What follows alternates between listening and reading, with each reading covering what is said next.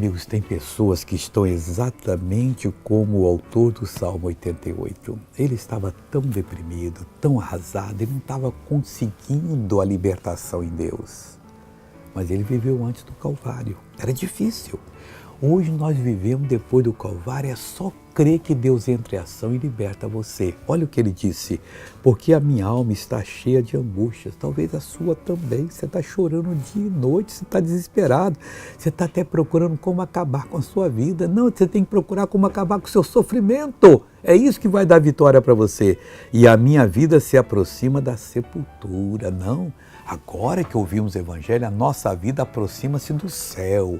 A minha já está carimbado o passaporte ali com o visto celestial, porque eu aceitei Jesus. Se você não aceitou, aceita agora. E se aceitou, também já está carimbado o seu passaporte.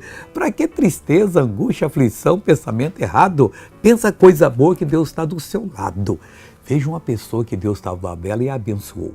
A senhora que foi o joelho, o que foi? Joelho, faz uns 2 anos que eu senti uma dor muito horrível no joelho, não conseguia dobrar o joelho. E agora estou dobrando em nome de Jesus. Está livre, só vai agora andar bem em nome de Jesus.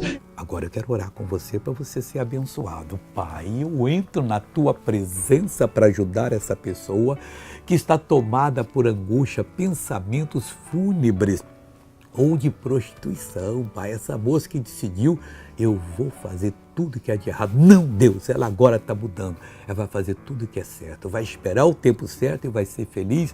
Mãe de filhos, linda mãe com lindos filhos. Eu abençoo todos vocês, expulso todo o mal de que está perturbando vocês, em nome de Jesus.